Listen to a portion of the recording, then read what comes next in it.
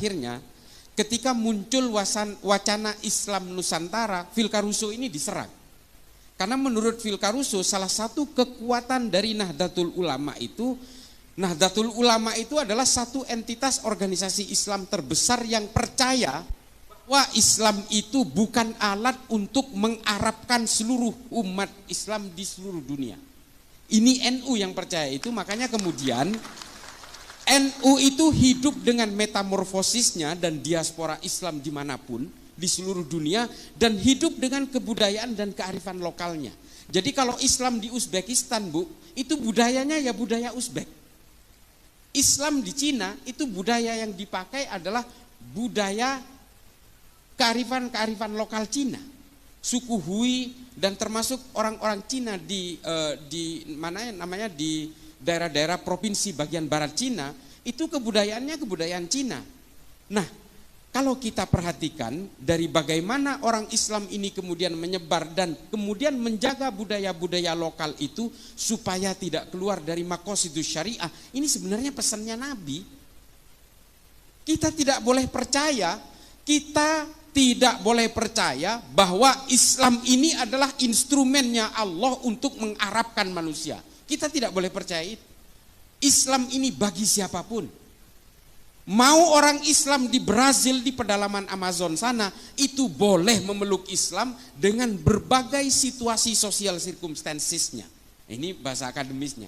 Dengan berbagai lingkungan sosialnya. Lalu kemudian Nabi menganjurkan kita supaya Islam ini menjadi agama yang bisa menjadi rahmat bagi seluruh umat manusia dan seluruh alam semesta sampai hari kiamat. Artinya apa? Kita tidak boleh terpaku kepada satu budaya saja. Tidak boleh. Yang kita maksud dengan Islam Nusantara itu adalah Islam dalam konteks budaya, bukan dalam konteks hukum-hukum fikih yang mengikat. Lalu kemudian ditanya, oke, kalau orang NU mau naik haji berarti jangan ke Mekah dan Madinah. Itu adalah hukum-hukum agama yang mengikat. Kita tetap ke sana, orang Syiah aja naik hajinya ke Mekah juga kok. Masa orang NU naik hajinya ke tempat lain? Enggak. Konsep yang dinamakan dengan Islam Nusantara ini yang nerangkan, yang orang Islam di Indonesia kok nggak ngerti-ngerti sih? Justru yang menerangkan ini orang Amerika, namanya Phil Caruso. Menurut Phil Caruso, salah satu kekuatan NU itu adalah bahwa dia bisa melebur ke dalam budaya apapun tanpa harus menjelek-jelekkan perbedaan di antara seluruh umat manusia di Indonesia. Ini kelebihannya NU. Ini menurut Phil Caruso, bukan kata saya. Dan kata Phil Caruso juga, NU tidak pernah punya riwayat memberontak dan melawan kepada negaranya sendiri. Coba, ini NU kata Phil Caruso. Makanya kemudian NU itu menjadi satu kekuatan tunggal di Indonesia yang kemudian ada sekoci-sekoci di sekitarnya, ada Muhammadiyah, ada Persis, ada Al-Irsyad. Al-Irsyad zaman dulu bukan yang sekarang. Al-Irsyad yang sekarang udah tercemar. Ini direkam kan? Biar jadi perhatian lah, nggak apa-apa. Al-Irsyad zaman dulu isinya itu adalah para habaib yang tawaddu. Hari ini Al-Irsyad sudah tercemar dengan paham-paham ideologi transnasional yang mengajarkan orang untuk menjahiliahkan orang, membid'ahkan orang dan sebagainya. NU tidak pernah gelisah dengan keimanan orang, Bu. Kita tidak dididik untuk kemudian membenci orang yang berbeda. Kita tidak pernah dididik untuk menjadi seperti itu. Saya lahir di keluarga pesantren, saya lahir dari kalangan Nahdien hingga hari ini, saya tidak pernah diajari untuk membenci, mencaci maki, mencelakai, membinasakan orang lain yang berbeda. Tidak pernah. Nah, itu yang kemudian menjadi kandungan utama dari NU. Nah, kemudian NU ini menjadi tonggak yang sangat penting di negara ini. Kenapa? Nah, ini tinjauan secara empiris dari yang dilakukan oleh Phil Caruso dalam penelitiannya, karena berangkat dari penelitian terhadap Densus. Bapak Ibu sekalian, Phil Caruso mengatakan Densus telah berhasil mengatasi gerakan-gerakan radikal ekstrim dan teror di Indonesia, tapi tidak bisa ditiru oleh negara lain. Nah, ini ditulis sampai sekarang masih ditulis oleh salah satu website namanya Middle East Institute, MEI. Ada itu kalau mau di googling bisa baca. Nah ini tulisan Phil Caruso yang mengatakan Densus itu berhasil mengatasi gerakan teror di Indonesia tapi tidak bisa ditiru oleh negara lain. Somalia itu mati-matian mau niru Densus nggak bisa. Karena apa? Kata Phil Caruso nih, kata Phil Caruso. Karena negara lain tidak bisa meniru Densus karena negara lain tidak punya NU. Baca. Kalau saya disangkain ngecap, baca tulisan googling aja Phil Caruso, PHILCARUSO, baca di situ, muncul paling awal di situ. Nah, ini bisa dibaca, artinya apa? Karena tidak punya NU. Apa coba? Mengapa NU itu kok seolah-olah betul-betul dianggap paling penting di negara ini? Sok penting gitu? Enggak juga. Banser itu, saya kenapa nangis tadi waktu apel Banser, Bu? Saya itu betapa bangganya. Wallahi tallahi billahi, saya betul-betul begitu bangganya saya melihat tadi apel Banser. Saya membayangkan kalau Mbah Hashim hidup hari ini.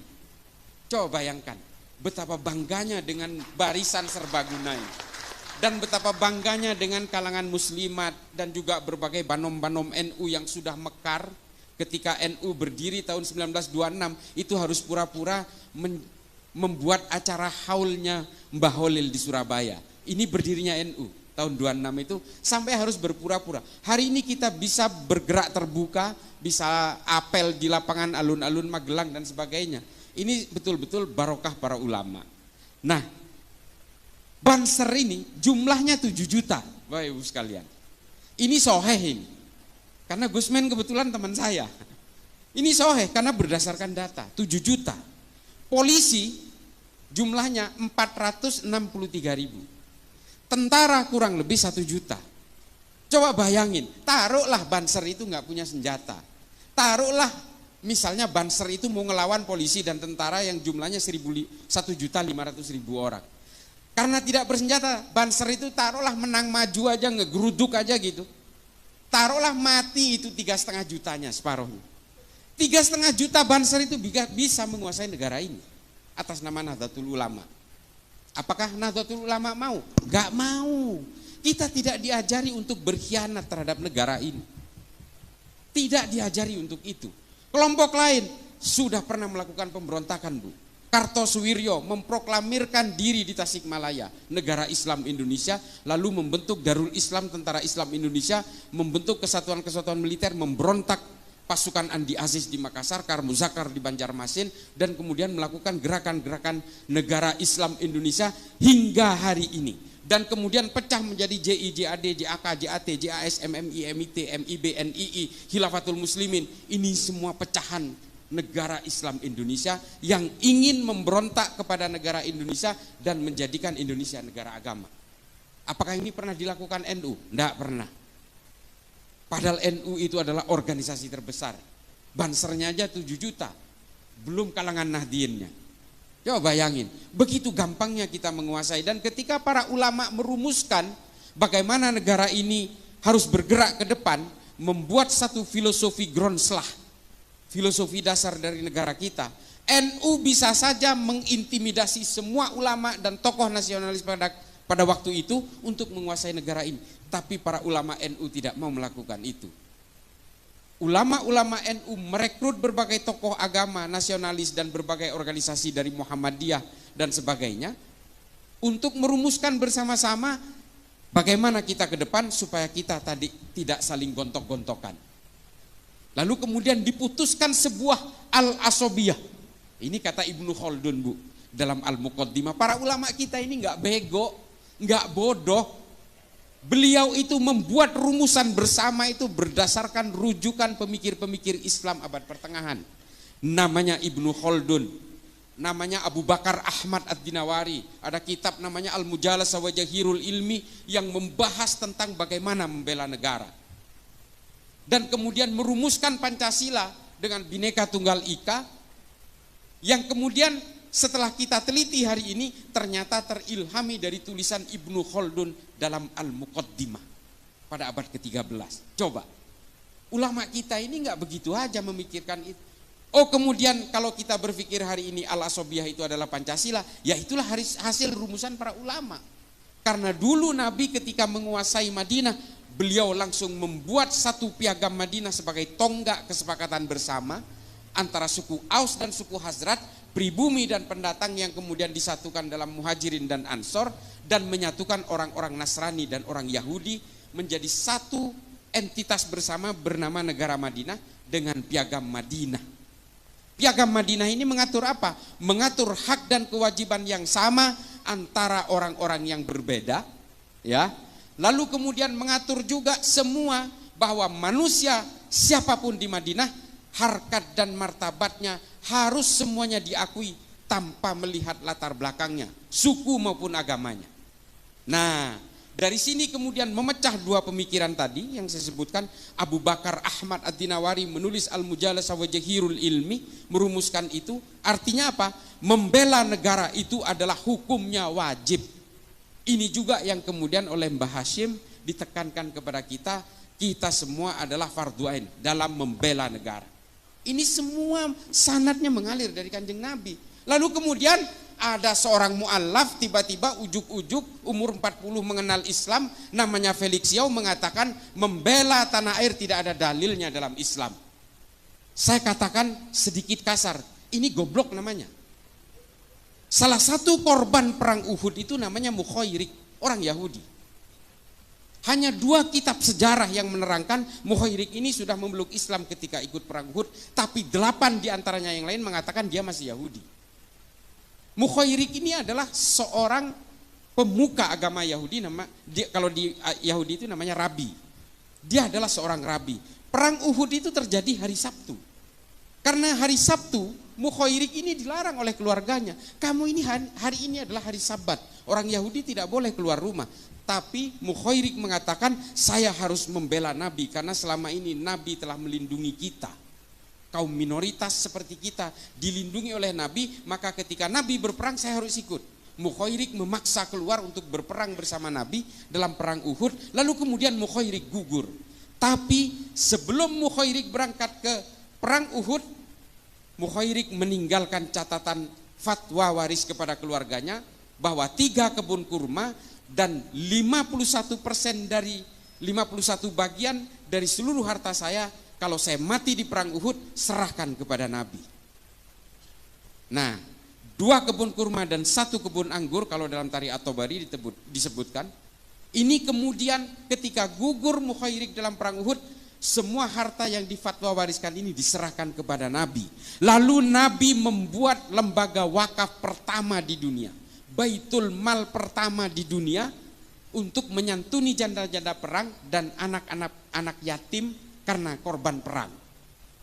Nah, Baitul Mal pertama yang dibuat oleh Nabi ini modalnya dari mana? Dari orang Yahudi yang namanya Mukhairik. Ini loh yang dimaksud bahwa semua orang punya hak dan kewajiban yang sama dalam satu negara, menjunjung tinggi kesepakatan bersama yang bernama Pancasila yang pada zaman Nabi disebut Piagam Madinah. Ini Bapak Ibu sekalian. Jadi ajaran-ajaran yang dilakukan oleh para ulama NU untuk merumuskan Pancasila sebagai dasar negara ini tidak ujuk-ujuk. Pemikiran Ibnu Khaldun ini kemudian dipakai oleh Adam Smith, John Locke, John Maynard untuk merumuskan demokrasi modern hari ini. Pemikiran-pemikiran tentang dunia kapital, bagaimana aliran modal dipegang negara untuk mengaktifkan UMKM, pedagang kaki lima dan sebagainya. Ini berawal dari pemikirannya Ibnu Khaldun dalam Al-Muqaddimah. Gak mungkin baca, udahlah saya baca sampean dengerin aja. Tapi kalau mau tertarik, baca Al-Muqaddimah, komplit tentang politik, ekonomi, sosial dan sebagainya. Karena Ibnu Khaldun ini juga seorang ahli sejarah, Ibnu Khaldun juga seorang polimath, ahli dalam segala hal. Nah, dulu pemikir Islam itu semuanya polimath. Polimath ini artinya adalah bisa apapun. Ibnu Sina itu selain ilmu kedokteran, dia juga bisa mengukur jarak antara bulan dan matahari. Ini Ibnu Sina ini. Hari ini oleh orang-orang Wahabi dikafirkan karena dia orang Persia. Coba. Ini nanti akan saya bahas sedikit di bagian terakhir. Lalu kemudian Al-Khawarizmi, orang Persia yang juga hari ini dikafirkan. Dia yang menciptakan angka 0 dalam matematika.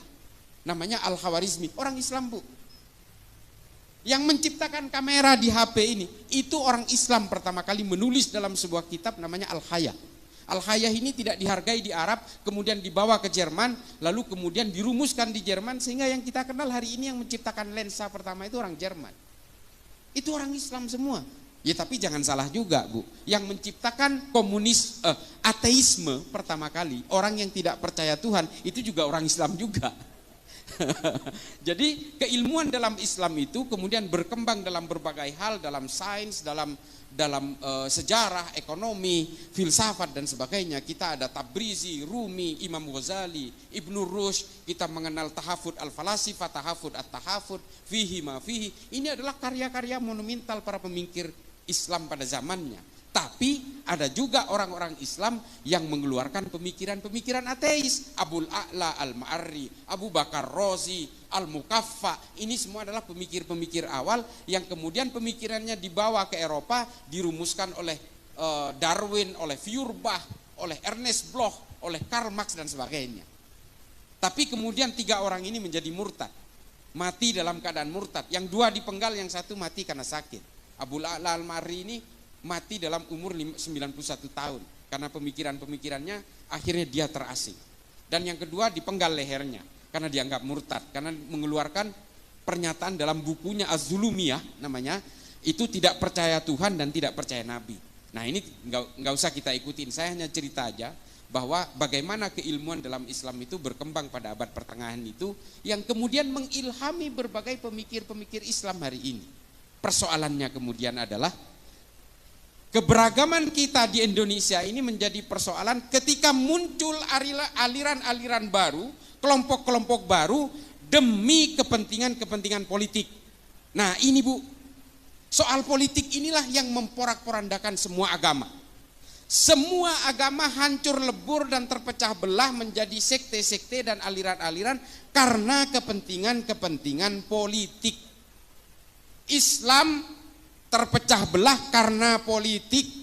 Orang Islam membunuh Sayyidina Utsman, orang Islam membunuh Sayyidina Ali, membunuh Sayyidina Hasan, Sayyidina Husain, terlibat dalam perang sesama orang Islam, perang Jamal, perang Siffin, perang Hurrah, perang Nahrawan, perang Zab. Ini perang sesama orang Islam karena apa? Karena persoalan-persoalan politik. Di dalam Kristen juga karena persoalan politik memecah belah Kristen, pecahnya Katolik dan Protestan juga karena persoalan politik. Perang 30 tahun membunuh 8 juta orang Kristen di Eropa. Perang di Arab Saudi ketika terjadi pepecahan keluarga Ibnu Saud dan keluarga Ibnu Rashidin juga karena persoalan politik, membunuh 13.000 Muslim di Saudi Arabia. Dan perang-perang yang lain yang membunuh puluhan ribu orang Muslim, para sahabat dibunuh oleh sahabat yang lain dalam perang Hurrah, keturunan Nabi dengan keturunan Nabi yang lain, zuriyah dengan zuriyah saling berperang dalam perang Zab untuk kepentingan-kepentingan politik. Kepentingan-kepentingan politik inilah kemudian yang memecah belah kita hari ini. Ada 2 kelompok Wahabi Salafi. Ini saya selalu bawakan, ini saksinya dari Densus. Kami ini senantiasa bertemu dengan tangkapan-tangkapan teroris Bu. Sama pemahamannya, ziarah kubur haram, musik haram, ini haram, wayang haram, haul haram, tahlilan haram, semua diharamkan. Kalau hari ini masih ada orang-orang Wahabi Salafi yang masih sejuk-sejuk, itu awal-awal aja. Produk akhirnya nanti jadi teroris juga. Karena semua diharamkan, semua musuh, semua kafir, semua takfir, dan semuanya orang-orang jahiliyah. Aswaja itu diplesetkan menjadi warisan jahiliyah. Aliran sesat warisan jahiliyah. Ini di mata mereka. Padahal di kita Aswaja itu adalah Ahlus Sunnah wal Jamaah. Nah ini ada teman saya dari Gus Ulil dari Wonosobo, Gus Ulil Albab. Ini dari Batsul Masailnya Nahdlatul Ulama. Ini teman saya baru lihat, sorry. Ustaz. Jadi ini semua kemudian yang memporak-porandakan kita. Belum kita bicara tentang Hizbut Tahrir Bu, dengan agenda khilafah dan sebagainya. Belum kita berbicara tentang Ikhwanul Muslimin. Ikhwanul Muslimin ini yang justru paling bahaya. Saya katakan bahaya kenapa? Pak, saya ini sudah berkali-kali ke Mesir. Saya sudah berkali-kali ke Afrika. Saya sudah berkali-kali ke Asia Selatan. Saya sudah membuat riset, studi banding dan sebagainya. Yang paling berbahaya ini kenapa saya katakan Ikhwanul Muslimin? Karena ubudiyah dan amaliannya hampir mirip dengan kita. Mirip dengan orang-orang Nahdien, mereka juga maulidan, mereka juga ziarah kubur, mereka juga datang ke haul, mereka datang ke tahlilan, sama Pak. Sama-sama Asy'ariyah, sama. Konsep tauhidnya sama, konsep akidahnya mirip. Apa yang kemudian membuat berbeda antara orang Ikhwanul Muslimin dan Nahdien? Cita-cita politiknya berbeda. Itulah mengapa, ini mohon maaf, silahkan berbeda pandangan, nanti silahkan konfirmasi ke saya. Mengapa saya selalu melawan fatwa-fatwa dari Ustadz Abdus Somad? Mengapa saya melawan itu? Karena satu, dia tetap mengglorifikasi khilafah. Yang dikutip adalah dari perkataan Imamul Hakim dalam Al-Mustadrak ala Sahihain. Saya udah baca juga kitabnya. Sama Pak, kita udah pelajari juga. Dan ini dihantarkan kepada orang-orang awam seolah-olah kita wajib bercita-cita menegakkan khilafah. Ini yang dijadikan kutipan adalah kitabnya Al-Mustadrak ala Sahihain. Saya udah baca juga. Mengapa saya katakan ini salah? Rujukan ini, Imamul Hakim menulis Al-Mustadrak ala Sahihain ini ketika dia sudah pikun. Makanya Az-Zahabi mengatakan ini tidak boleh dijadikan rujukan. Karena apa? Imamul Hakim terpengaruh oleh kekuatan-kekuatan politik pada zamannya. Gak boleh dijadikan rujukan. Lalu kemudian yang kedua yang saya lawan dari fatwanya UAS adalah dia menghalalkan dan menganggap jihad istishhadiyah kepada orang yang melakukan bom bunuh diri di Palestina. Bom bunuh diri ini tidak ada jihad-jihadnya Pak. Bunuh diri ya bunuh diri aja. Yang kedua, perang Palestina dan Israel bukan perang agama. Ini perang politik. Kalau ini perang agama, orang Islam di Arab sudah ikut berperang bersama-sama Pak. Enggak ada satupun. Bahkan Arab Saudi, Mesir dan Turki bersahabat dengan Israel. Mengapa bisa begini? Karena ini perang politik. Dan perang di Israel itu terjadi ribuan tahun sejak zaman Islam belum ada. Sejak zaman Islam belum membentuk menjadi satu agama di Mekah, masih dalam berbentuk harokah-harokah Islam itu, perang di Yerusalem itu sudah terjadi. Perang antara Titus Vespasian, Charlemagne, pasukan Templar, pasukan-pasukan dari Kekaisaran Bizantium, itu sudah berperang di Yerusalem. Ini tulisannya lengkap soal ini. Ada seorang Yahudi dan juga seorang Islam yang menulis tentang kehidupan perang di Baitul Maqdis ini. Namanya Simon Sibek Montefiore. Silakan baca. Artinya perang antara Palestina dan Israel ini bukan hanya terjadi hari ini, sudah terjadi berabad-abad yang lalu. Jauh sebelum Islam itu membentuk menjadi sebuah agama di Mekah. Ini loh, makanya saya selalu tantang semuanya ini. Orang-orang yang masih mengglorifikasi Ikhwanul Muslimin ini, udahlah gak usah pura-pura lah. Kalau memang pengen khilafah, marilah kita berdiri tegas saja. Kalian anti Pancasila, ya sudah, keluar dari negara ini. Begitu saja, nggak usah berpura-pura, sama-sama melawan Wahabi. Oke, di situ kita sepakat melawan gerakan Wahabi. UAS juga sering melawan gerakan Wahabi. Kita sepakat untuk itu. Tapi jangan giring bangsa ini kepada orang-orang yang terus membenci kepada orang yang berbeda. Di dalam salib ada jin kafirnya, nggak usah lah, nggak usah menghina sesembahan orang lain kata Allah, ya kan? Di Quran kan jelas, jangan menghina sesembahan orang lain karena orang lain akan menghina Tuhanmu tanpa ilmu pengetahuan. Jelas kok di Quran itu. Kenapa kita selalu menghina sesembahan orang lain? Enggak usah, tunjukkan Islam itu sebagai agama yang bisa menjadi rahmat bagi seluruh alam semesta. Supaya apa? Supaya orang-orang yang belum berislam ini tertarik kepada Islam karena kedamaiannya. Bukan karena bakar, bunuh, gantung. Bukan karena itunya. Kan miris Pak. Ada juga kelompok lain di dalam kita yang memecah belah kita hari ini. Kelompok FPI. Ini mohon maaf Pak. Kalau masalah kita itu suruh takdim kepada para habaib, jangan kalahin orang NU. Yang mengajari untuk supaya kita takdim dan hormat pada dzurriyyah Nabi, itu justru ulama-ulama NU. Tapi hari ini kepatuhan kita kepada para habaib itu dimanfaatkan oleh oknum-oknum habaib untuk memecah belah NU. Coba, kacang lupa kulitnya kan? Ulama-ulama NU mengajari kita untuk hormat kepada para habaib. Tapi oknum-oknum sebagian habaib hari ini yang bergerak dalam berbagai harokah-harokah siasah dan punya agenda-agenda politik justru memanfaatkan kepatuhan kita kepada para habaib untuk memecah belah NU. Ini kan betul-betul miris. Ini mohon maaf, Habib. Ini yang kemudian membuat kita miris. Orang-orang yang hari ini ingin memecah belah NU, percayalah, mereka adalah orang-orang yang ingin menghancurkan Indonesia. Kita tegas saja di sini. Kelompok-kelompok Wahabi, kelompok-kelompok Hizbut Tahrir, dia mengusung gerakan-gerakan tegaknya khilafah. Kantor pusatnya di London, Pak, di Inggris. Coba bayangin, pernahkah kita curiga? Kok bisa loh gerakan-gerakan khilafah ini kantor pusatnya di London, coba. Ini yang biayai siapa? Ini operasinya siapa? Ikhwanul Muslimin juga di London, Pak. Dan satu lagi di Libanon, coba bayangin. Ini siapa yang gerakin? Operasinya siapa? Lalu dia datang ke Indonesia membawa gerakan-gerakan Hizbut Tahrir, gerakan-gerakan khilafah, tegaknya daulah dan sebagainya, mengacak-acak kita, mengadu domba kita.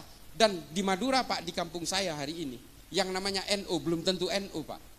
Bisa jadi NU aliran garis keras yang terpapar oleh FPI.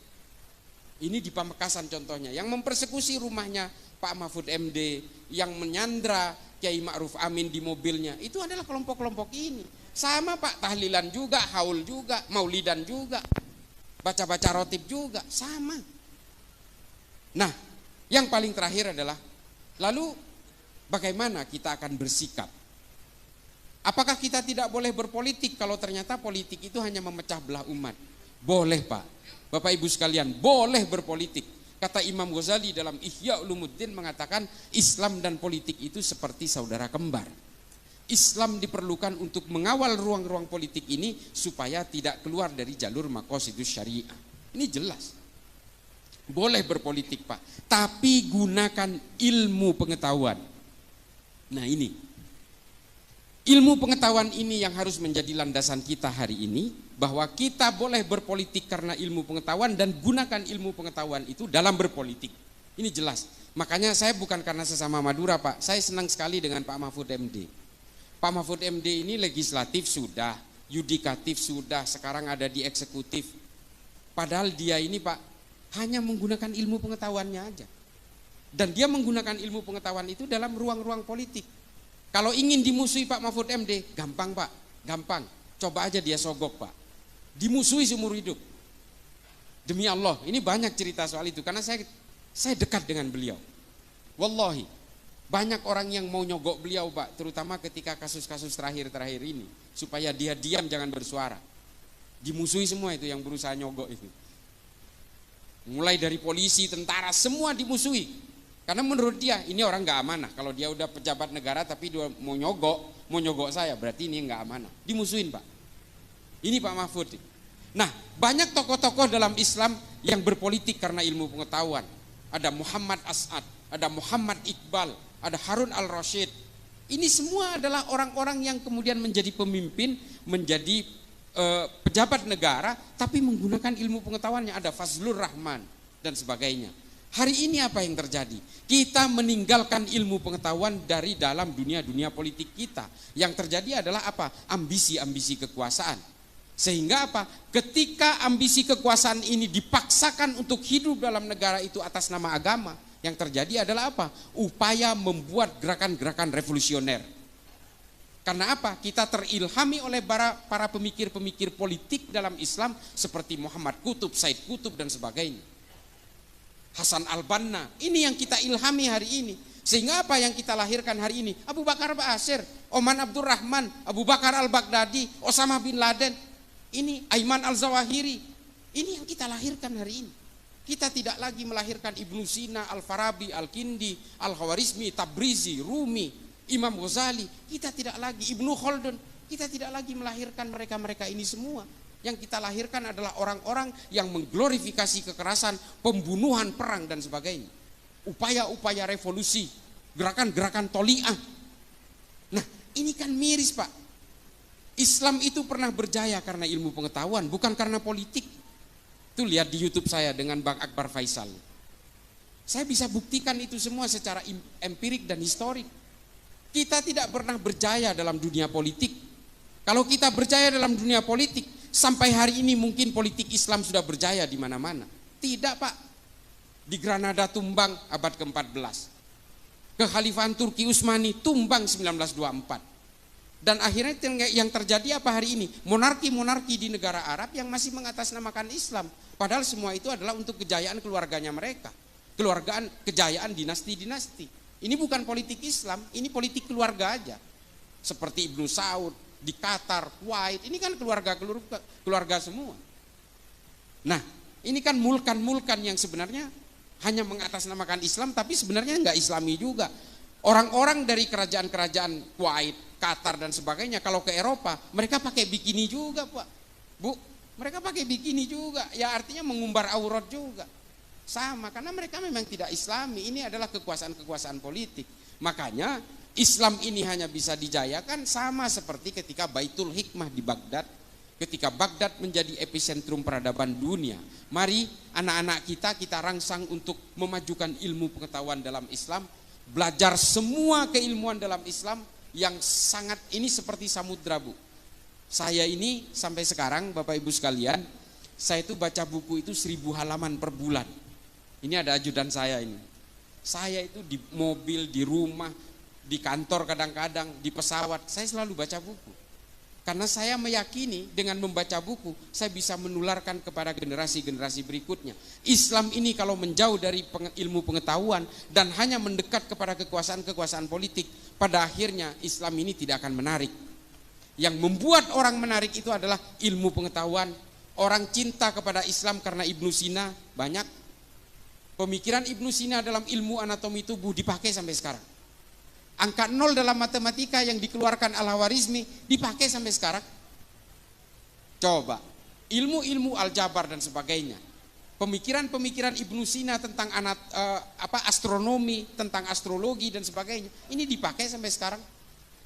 Ilmu tentang biologi, tumbuh-tumbuhan, ini ditulis dalam kitab An-Nabat oleh Abu Bakar Ahmad Ad-Dinawari. Sampai sekarang dipakai tentang ordo klasifikasi tumbuh-tumbuhan. Ini dari Islam semua, Bu, Bapak Ibu sekalian. Makanya kembalikan kejayaan Islam ini lewat ilmu pengetahuan. Kalau dengan politik kita hanya bermimpi tentang perang, bagaimana melakukan proses negosiasi politik di tingkat elit, bagaimana berbagi konsesi kekuasaan dan sebagainya. Enggak jauh-jauh dari situ. Dan ketika satu negara itu dikuasai oleh kelompok Islam, percayalah nanti akan berperang dengan sesama kelompok Islam.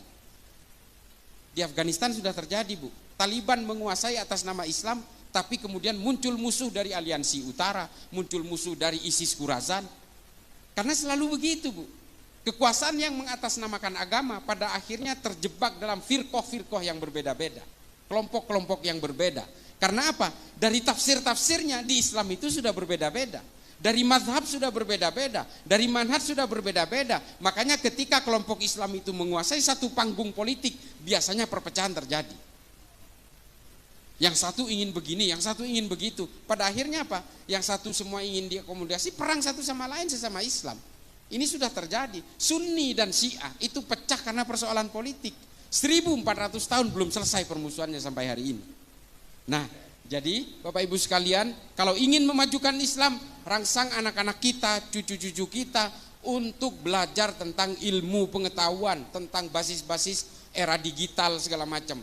Algoritma digital, algoritma berbagai pemikiran yang bersifat lebih ke depan, visioner ke depan. Ini berikan kepada anak-anak